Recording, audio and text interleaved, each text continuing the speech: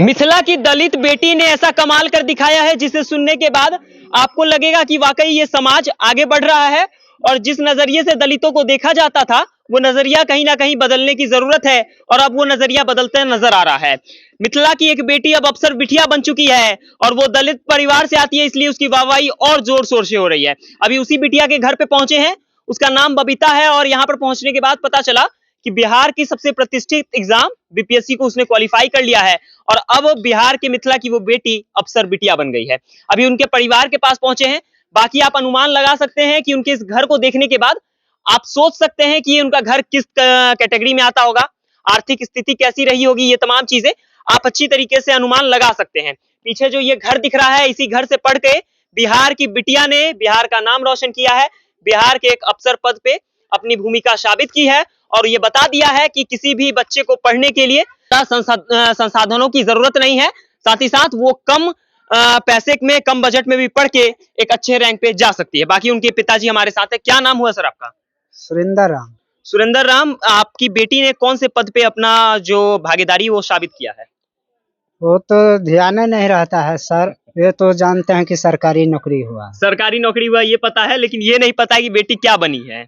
वो जानकारी नहीं, वो जानकारी नहीं है। देखिए अब ये पिता है और ये इतने मासूम हैं कि इन्हें पता तक नहीं है कि मेरी बेटी किस पद पे है, मेरी बेटी किस पद पे अपनी भागीदारी साबित करती है। इधर आ जाइए जरा, किस पद पे मेरी बेटी भागीदारी साबित करती है ये तक इन्हें पता नहीं है। बस खुशी है कि भाई मैं तो ईंट भट्टी पे काम करता हूँ, दिहाड़ी मजदूर हूँ, लेकिन मेरी बेटी को और अगले जनरेशन को वो सब कुछ संघर्ष नहीं देखना पड़ेगा, उन तमाम चीजों से लड़ना नहीं पड़ेगा जिस तरीके से मुझे हीन दृष्टि से देखा जाता था।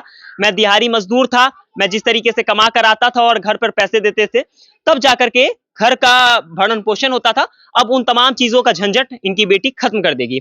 अच्छा, बेटी को पढ़ाने में तो बहुत ज्यादा कष्ट हुआ होगा? जी वो तो हुआ, बल्कि मेहनत तो करना पड़ा, बहुत मेहनत करना पड़ा है जी। अच्छा, बेटी जब जन्म बेटी का हुआ था, बड़ी बेटी हुई थी या बेटा हुआ था? बेटी। बेटी। कितनी बेटी और कितने बेटे हैं आपके? 3 बेटी है, 2 बेटा है। सबसे बड़ी बेटी ही है? सबसे बड़ा बेटी बबीता है। बबीता, जिसने बीपीएससी क्वालिफाई किया है? जी।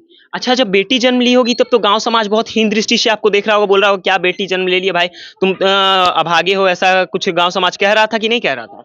ऐसा तो कुछ नहीं कोई बोला। कोई नहीं बोला? खुशी था पूरे गांव को? खुशी तो था। वाह। पहला लड़की जन्म लिए तो खुशी ही था। लक्ष्मी के रूप में आप उसे देखते हैं? जी।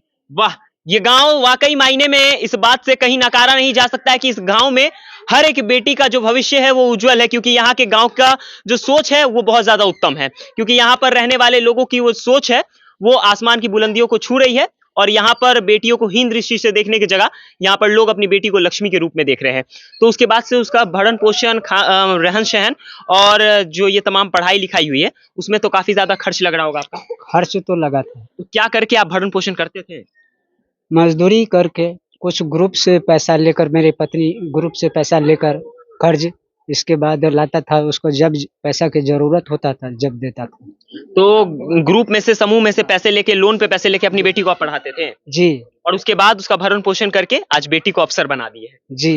अच्छा, आपकी बेटी तो अफसर बिटिया बन गई है जी। तो अब बहुत ज्यादा खुशी होगा, गांव में चलते होंगे, पूरा चौड़ में चलते होंगे कि भाई अब तो हमारी बेटी अफसर बिटिया बन गई, बहुत गर्व होता होगा। ऐसा तो है, सभी गांव समाज के लोग खुश होते हैं। हाँ। और खुशी मनाते हैं। अच्छा, बाकी इधर देखिए गांव का, अब इनके जरा घर को दिखाते हैं। देखिए, इंदिरा आवास से इनका घर बना था, कितना पैसा लगा था सर? इंदिरा आवास में कितना पैसा मिला था?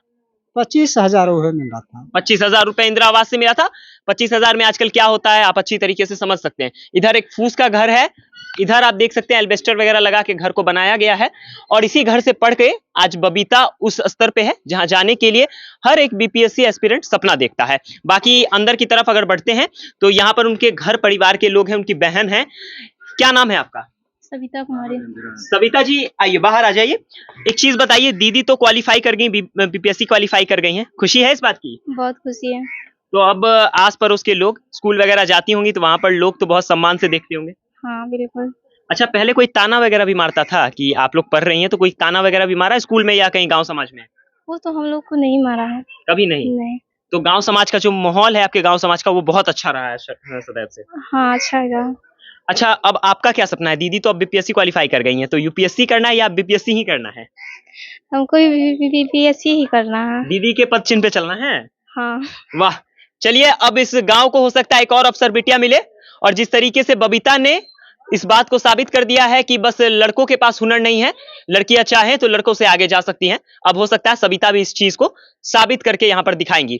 बाकी दीदी घर में रहती होंगी तो उस समय पढ़ाई लिखाई में पिताजी तो बहुत कम कमाते थे, तो पढ़ाई लिखाई में दिक्कत होता था? हाँ दिक्कत होता था, बट मम्मी समूह में लोन लेकर पढ़ाती थी और पापा भी कुछ हेल्प करते थे, मजदूरी करते थे। उस समय तो आप लोगों को लगता होगा ना, कलेजा एकदम पसीज जाता होगा कि पिताजी इतना मेहनत कर रहे हैं, माताजी लोन लेके पढ़ा रही है, तो कुछ करके दिखाना है, पिताजी का और माताजी का नाम रोशन कर देना है। जी हाँ, वो तो है। तो उसी मोटिवेशन की वजह से आज दीदी उस स्तर पे पहुंच गई है। हाँ। चलिए, बाकी यहाँ देखिए गांव समाज में उनकी माताजी कहाँ गई? देखिए, अब माताजी उनकी शर्मा रही हैं। अब इतने मीडिया कर्मी यहाँ पहुंचे हैं कि उनकी माताजी शर्मा रही हैं, और उनका कहना है कि भाई बेटी तो आगे निकल गई, लेकिन जिस परिवेश में ये रही हैं, एक गांव के परिवेश में रही हैं कि हमेशा भाई यहाँ तक घूंघट लेकर के ये रहती हैं, और कहीं ना कहीं मीडिया वालों से भागती नजर आती हैं। सामने आइए, क्या नाम है आपका? ललिता देवी। ललिता जी, बेटी तो अब आगे निकल गई है, बेटी तो काफी नाम कर रही है, काफी मीडिया वाले घर पे आ रहे हैं, खुशी मिल रहा है इस बात से? हाँ, खुशी मिल रहा है। कभी सोची थी कि इस स्तर पे बेटी नाम कर देगी?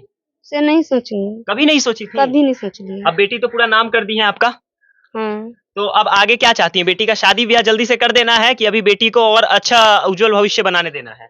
अभी शादी ब्याह नहीं करबे, इससे और आगे बढ़ेगी। और आगे बढ़ाना है? हाँ, और आगे बढ़ाना है। अब भाई बेटी क्यों आगे ना बढ़े, जब माता पिता का गाइडेंस इतना बेहतरीन मिले, और इतना अच्छा गाइडेंस देने के बाद माता पिता अपने बेटी को बीपीएससी जैसे बड़े एग्जाम को क्वालिफाई करवा देते हैं। कहीं ना कहीं उनका मेहनत तो है ही, लेकिन इनके द्वारा दिए गए एफर्ट्स को भी भूला नहीं जा सकता है। इनके माता पिता ने जो कुछ अपनी बेटी के लिए किया, उसे भूला नहीं जा सकता है। बाकी ऐसी ही इंस्पिरेशनल स्टोरी आपको देते रहेंगे, क्या सोचते हैं इन तमाम चीजों के बारे में।